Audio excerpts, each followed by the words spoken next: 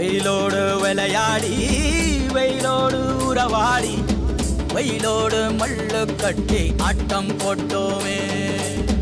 எண்டூரு நெறிவூரு கருவேலங்காட்டோரம் தட்டான சுத்தி சுத்தி வட்டம் போட்டோமே.